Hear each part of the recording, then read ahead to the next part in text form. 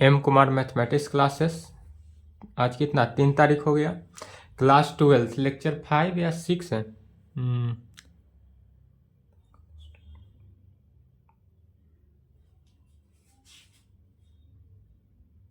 2 2 4 एक 5 क्लास, आज लेक्चर 5 होगा। ठीक है, लेक्चर 5 क्या चल रहा था? Vector algebra.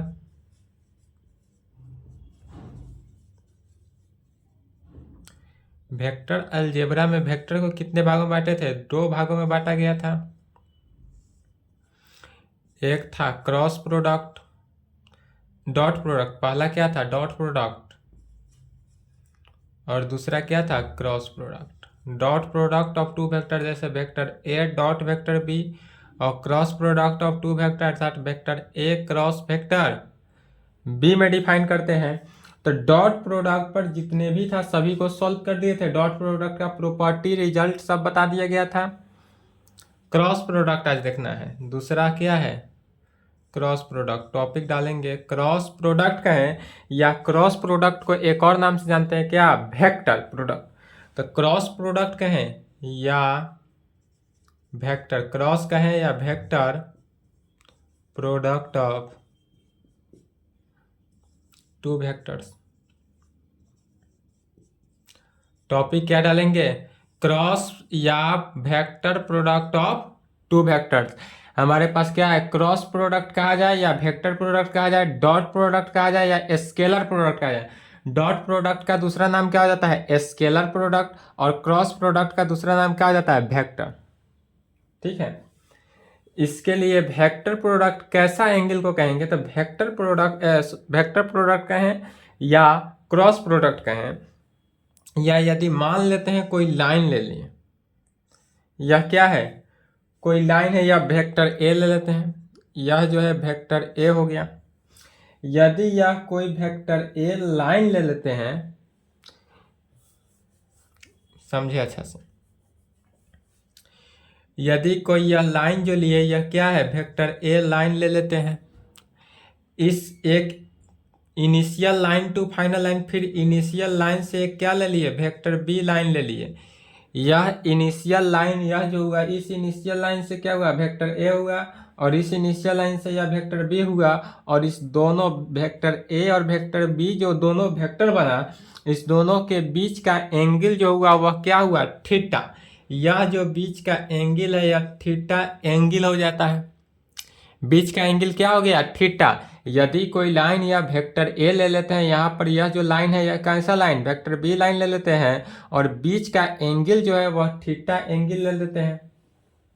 अब इस इनिशियल लाइन पर एक लाइन ले लेते हैं। इस इनिशियल लाइन पर एक लाइन ले लिए, जिसको ऊपर वाले टर्म को क्या कहेंगे? Vector N. और जो नीचे वाला है निगेटिव हो गया, तो यह क्या हो गया? इस तरफ आएगा। तो इनिशियल से ऊपर गया, यह जो है लाइन, यह जो पॉइंट है यह पॉइंट क्या है? इनिशियल पॉइंट है। वो मान लेते हैं इनिशियल पॉइंट है। तो यह जो इनिशियल पॉइंट से ऊपर की तरफ गया वह क्या हुआ? वेक्टर एन हुआ। और जो इनिशियल 0 पॉइंट से नीचे की तरफ आएगा वह क्या हो जाएगा? तो माइनस वेक्टर एन कहें या माइनस एन कैप कहें, बात क्या है? एक ही है। तो इस कंडीशन में क्या होता है? यदि कोई वेक्टर ए क्रॉस बी मैंने ऊपर से जाता हो, नीचे से ऊपर की तरफ, यदि इस प्रकार से वेक्टर जाता है, यह वेक्टर किधर गया? तीर के चिन्ह से देखेंगे, तीर से समझेंगे ऑलवेज। यह जो तीर का सिंबल दिया जाता है इसी से समझना है क्या कि यह वेक्टर किधर जा रहा है। तो जब यह वेक्टर क्या हुआ? नीचे से ऊपर की तरफ जा रहा है। और यदि यह ले लेते हैं एक और पॉइंट, यह इसमें क्या आ रहा है? तो इसमें जो है ऊपर से नीचे की तरफ आ रहा है। यह जो गया नीचे से ऊपर की तरफ, तो जब नीचे से ऊपर की तरफ जाएगा, माने क्या हुआ? नीचे से एक यदि सर्कल ले लेते हैं, इस सर्कल को कैसे डिफाइन किया जा रहा है? इस प्रकार से एंटी क्लॉकवाइज। तो जब एंटी क्लॉकवाइज माने घड़ी की विपरीत दिशा में जब चले, तो उसको क्या कहेंगे? Vector A cross vector B. यह जो हुआ vector A cross vector B को डिफाइन किया। और क्लॉकवाइज घड़ी की दिशा में जब चले तो vector B cross vector A को दर्शाता है। किसको दर्शाएगा? Vector B cross vector A को। यह जो हुआ क्रॉस प्रोडक्ट है और यह किसके है, तो क्लॉकवाइज चलता है। Vector A cross vector B जो है एंटी क्लॉकवाइज अर्थात घड़ी की विपरीत दिशा, और क्लॉकवाइज माने घड़ी की दिशा। तो घड़ी किधर से चलता है, घड़ी जो है इधर से चलता है, घड़ी इस प्रकार से चलता है, लेकिन यह किधर से चल रहा है, उल्टा एंटी क्लॉकवाइज। तो इसी को लैंग्वेज में लिखेंगे।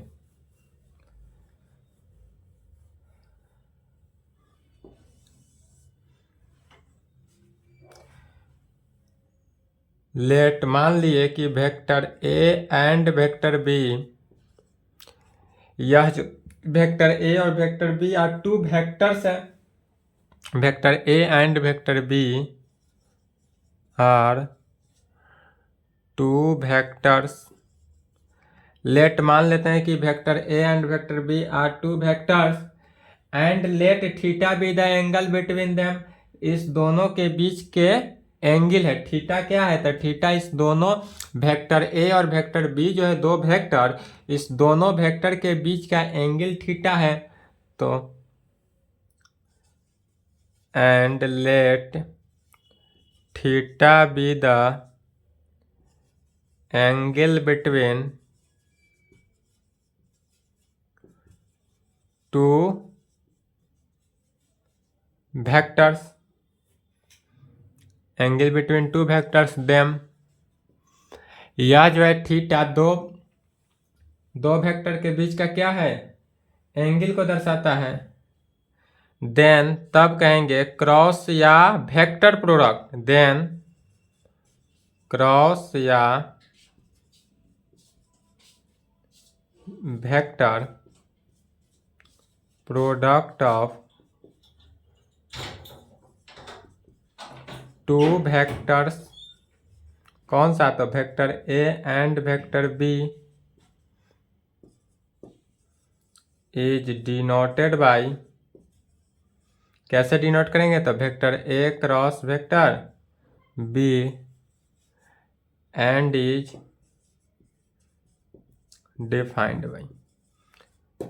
समझना है पहले क्या कहेंगे, माना गया कि वेक्टर, देन तब मानने के बाद क्या कहेंगे, क्रॉस या dot product of two vectors, cross product of two vectors कहें या vector product of two vectors, vector A and vector B. यह जो वेक्टर ए और वेक्टर बी है इस दोनों के वेक्टर ए और बी को डिनोट करते हैं कैसे, तो vector A cross vector B always इस प्रकार जब डिनोट दिया रहे तो क्या कहेंगे, vector A cross vector B में है एंड इज डिफाइंड बाय, और या vector A cross vector B कैसे डिफाइंड होता है, तो चूंकि vector A dot vector B क्या जानते हैं, vector A dot vector B को कैसे डिफाइन करते हैं, magnitude of vector A into magnitude of vector B into cos theta. या तो हुआ vector A dot vector B के, लेकिन डिफाइंड करना है क्रॉस प्रोडक्ट का, तो क्रॉस प्रोडक्ट में कहेंगे defined by vector A cross vector B is equal to, तो vector A cross vector B is equal to क्या हुआ, magnitude of vector A into magnitude of vector B into sine theta. Cos theta की जगह पर क्या गया, sine theta into N cap, into N cap क्या होता है, एक्स्ट्रा चार्ज लग जाएगा। Vector A cross vector B is equal to इतना, या इसी को सिंप्लीफाई मोड में लिख सकते हैं, vector A cross vector B is equal to A B sine theta N cap, A B sine theta N cap. अब यहाँ पर एन कैप जो है वह क्या है, एन कैप जो है यूनिट वेक्टर है, वेयर जहाँ N cap is the unit vector. यहाँ पर एन कैप जो है वह क्या है, यूनिट वेक्टर। जो यूनिट वेक्टर है यह परपेंडिकुलर टू द प्लेन, माने यह जो है परपेंडिकुलर है कहाँ पे, vector A and vector B पर परपेंडिकुलर है। इसलिए डायरेक्शन, जिसका डायरेक्शन किधर है, ए टू बी, या vector A to vector B को डायरेक्शन में डिफाइन करता है। इसलिए यहाँ पर कह सकते हैं कि vector A cross vector B is equal to जो फॉर्म है magnitude of vector A into magnitude of vector B into sine theta N cap. तो यहाँ पर डायरेक्ट इतना भी लिख सकते हैं वेयर जहाँ N cap is the unit vector, यहाँ तक।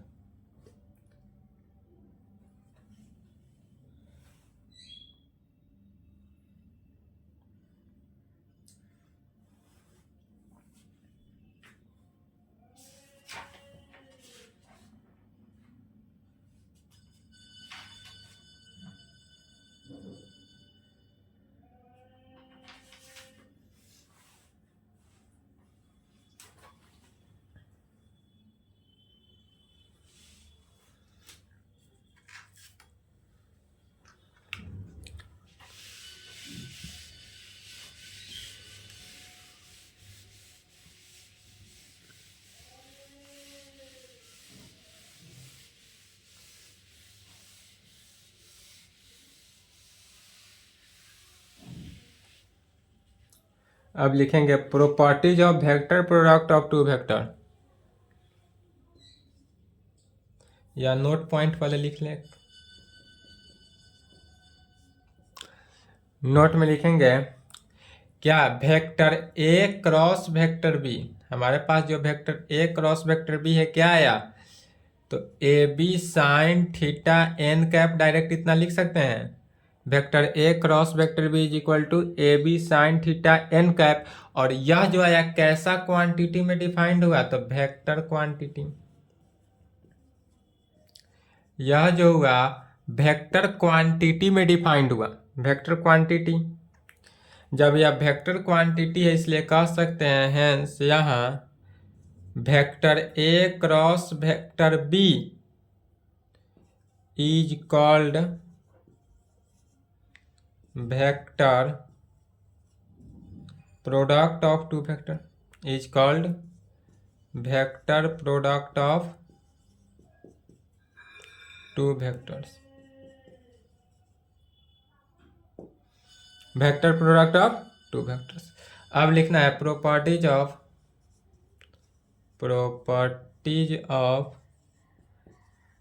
Vector product. वेक्टर प्रोडक्ट का है या क्रॉस प्रोडक्ट का है, बात क्या है, सेम है, of two vectors.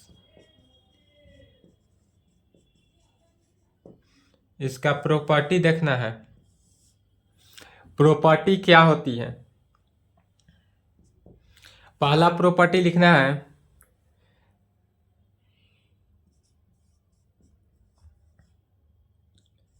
Vector product of two vectors is anti commutative, anti commutative law, any commutative law that is does not exist commutative law,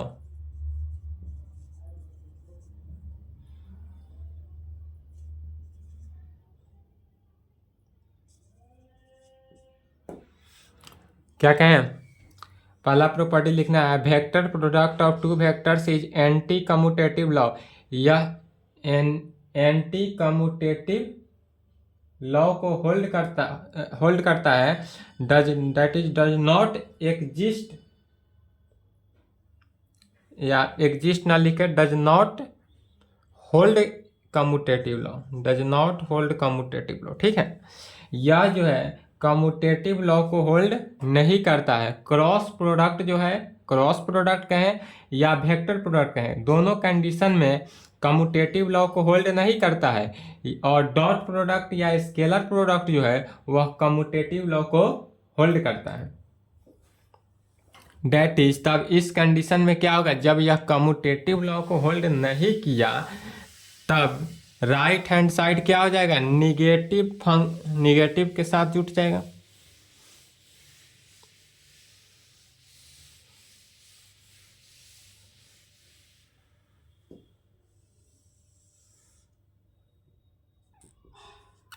date is vector A cross vector B जो होगा is equal to किसके, minus vector B cross vector A के।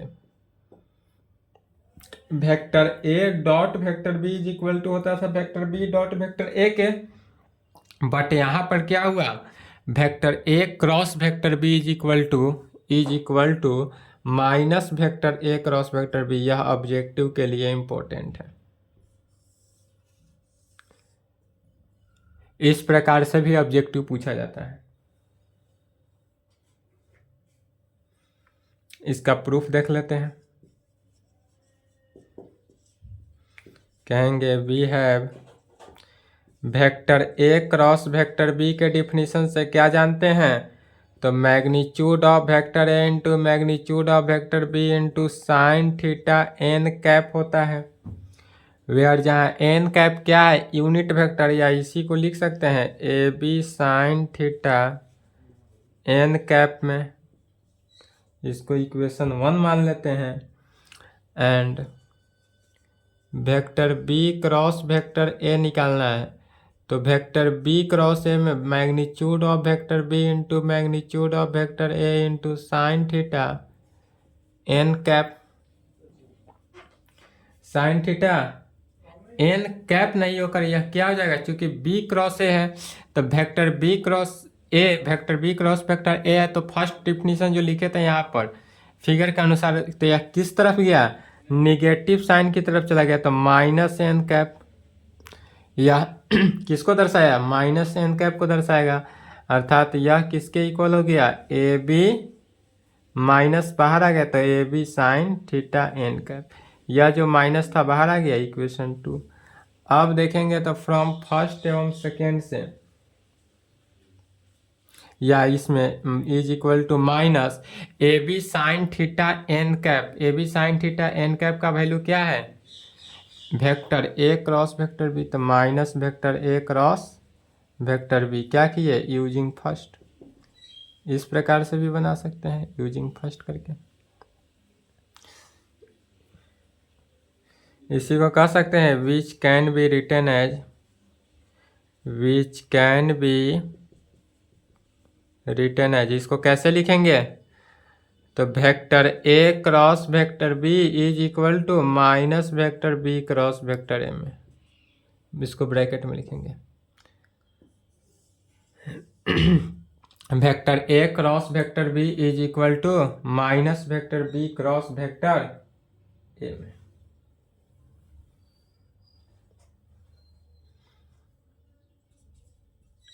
Proved हुआ।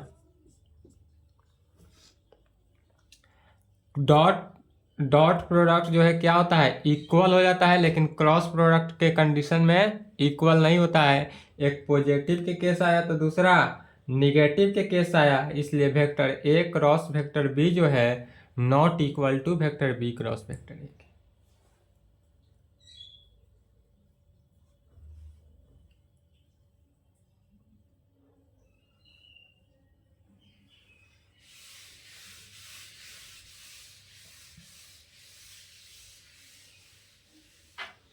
दूसरा property,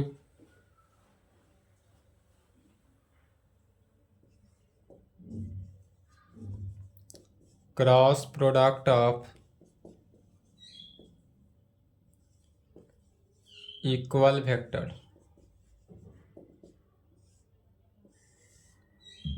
cross product of equal vector क्या है, तो जब cross product of equal vector में थीटा जो होता है एंगल, वह किसके इक्वल, जीरो के बराबर।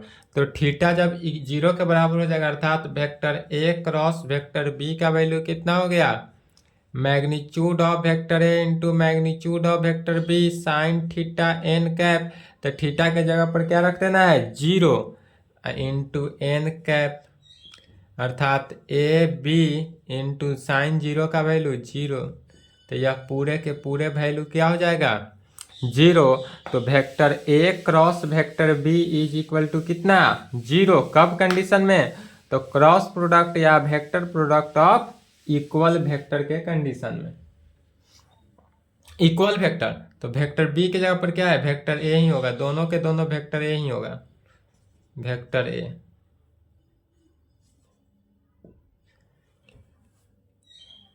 अर्थात क्या कह सकते हैं, इसलिए vector A cross vector A is equal to zero कहें, या इसी को जीरो वेक्टर भी लिखा जा सकता है। यह भी पूछता है, जितने भी इस प्रकार से खंड बनाकर लिखा है सब ऑब्जेक्टिव के लिए इम्पोर्टेंट है। पूछ देगा क्या, vector A cross vector A is equal to कितना, तो जीरो वेक्टर इस प्रकार से भी दिया रहे तो सही है, या जीरो भी सीधा दिया रहे सिंपली तो भी क्या है, सही है। इसी प्रकार कहेंगे similarly vector B cross vector B का value zero vector is equal to किसके, जीरो के बराबर होगा, and vector C cross vector C is equal to zero vector, अर्थात जीरो के इक्वल। यह भी किसके इक्वल होगा, जीरो के इक्वल होगा। तो जब vector A cross vector A का आ जाए तो भी वह जीरो वेक्टर के इक्वल, माने जीरो के equal. Vector B cross vector B हो तो जीरो के equal. And vector C cross vector C भी हो तो भी वह किसके इक्वल? जीरो के इक्वल। जबकि क्रॉस प्रोडक्ट में क्या था? चेंजिंग था, ए स्क्वायर आया था।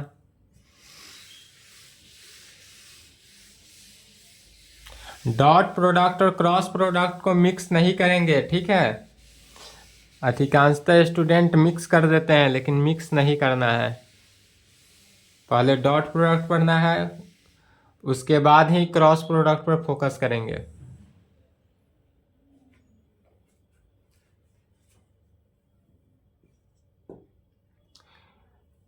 दूसरा हो गया। तीसरा नंबर प्रॉपर्टी देखेंगे। टॉपिक डालना है क्रॉस प्रोडक्ट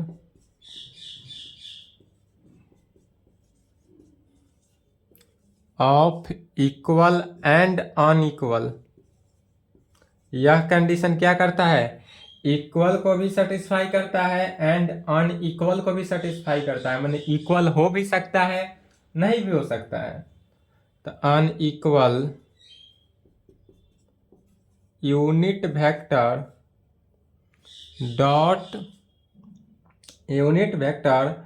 डॉट एलोंग किसके? Coordinate axis. यह जो है कोऑर्डिनेट एक्सिस के इक्वल होता है। Cross product of equal and unequal unit vector dot along coordinate axis, या कोऑर्डिनेट एक्सिस के अलोंग होता है। जैसे कि इसमें भी देखेंगे, यदि हम यहाँ एक्स एक्सिस ले लेते हैं, वाई एक्सिस ले लिए या जेड एक्सिस ले लिए, पुनः X axis Y axis Z axis, अर्थात यह एक्स एक्सिस जैसे है वैसा ही रहा, वाई एक्सिस जैसा है वैसा ही रहा, बट यह जेड एक्सिस जो हुआ, यह जेड एक्सिस यहाँ पर क्या है? खड़ा है, इस प्रकार है। जो पेन है मेरा मार्कर ऐसा है, ऐसा मार्कर की तरह है जेड, लेकिन मार्कर की तरह तो इसको बोर्ड पे नहीं दर्शा सकते हैं, इसलिए इसको क्या करते हैं? इस प्रकार दर्शाते हैं। तो यह तीनों आपस में एक दूसरे पर क्या है? परपेंडिकुलर है, अर्थात तीनों के बीच का एंगल जो होगा वह सब का एंगल कितना हो गया? 90 डिग्री होगा। जो एक्स एक्सिस पे है इसको क्या कहते हैं? आई कैप कहें या वेक्टर आई कह सकते हैं। जो वाई एक्सिस पर है इसको जे कैप कहें या वेक्टर जे कहेंगे। जो जेड एक्सिस पर है इसको के कैप कहेंगे या वेक्टर के कहेंगे। इसी नाम से जानते हैं आई जे के कंडीशन से। अब यहाँ पर लेट मान लेंगे कि आई जे के को क्या किया गया? यह सब के सब यूनिट वेक्टर को दर्शाता है। I cap, J cap and Z cap जो है वह किसको दर्शा रहा है? यूनिट वेक्टर को दर्शा रहा है। कहेंगे let I cap, J cap and K cap be the किसको? यूनिट वेक्टर एक्ट अलोंग, जो किसके अलोंग है? X axis, Y axis and Z axis. X axis, Y axis and Z axis के अलोंग है, जेड एक्सिस रेस्पेक्टिवली क्रमशः। So that, तब इस condition में क्या कह सकते हैं? वेक्टर आई का मैग्नीट्यूड 1, वेक्टर जे का मैग्नीट्यूड 1 एंड वेक्टर के का मैग्नीट्यूड भी किसके इक्वल? 1 के इक्वल। लेट यहाँ पर माना गया कि I cap, J cap and Z cap be the unit vector act along, जो X axis, Y axis and Z axis के अलोंग है रेस्पेक्टिवली इस प्रकार है। तो so that magnitude of I J vector I is equal to 1, magnitude of vector J is equal to 1 and magnitude of vector K is equal to कितना? 1 होगा। इसलिए we have vector I cap cross I cap कहें या vector I cross vector I is equal to क्या होगा?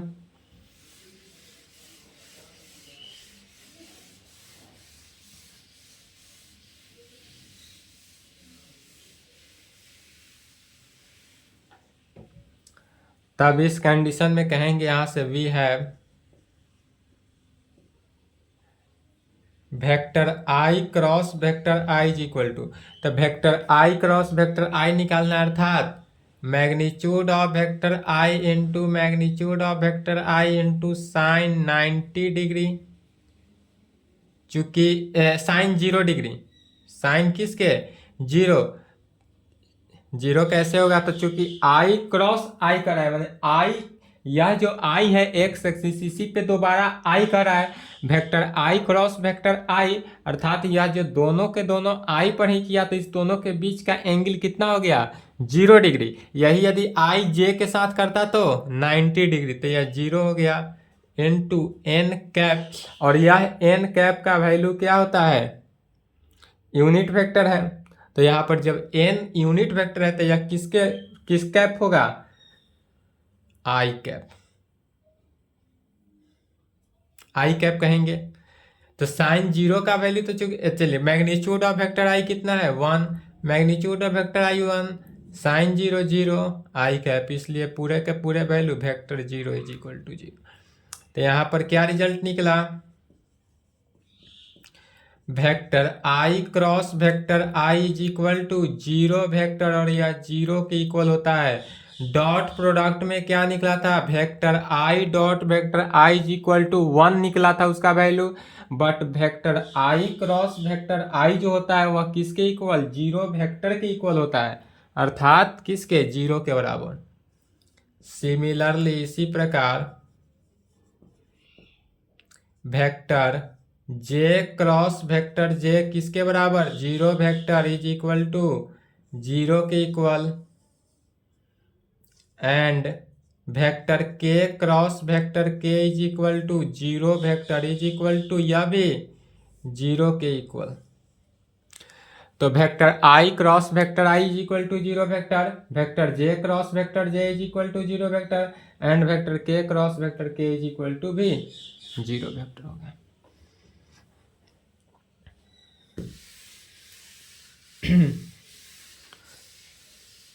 अब इसको अच्छे से समझेंगे, यह वैल्यू कैसे होता है, यदि i को j के साथ किया जाए, j को k के साथ किया जाए, k को i के साथ किया जाए, तब क्या रिजल्ट आता है। उसमें डॉट प्रोडक्ट में 0 आता था, लेकिन यहाँ पर 0 नहीं आएगा, यहाँ अलग पॉइंट आएगा। Again we have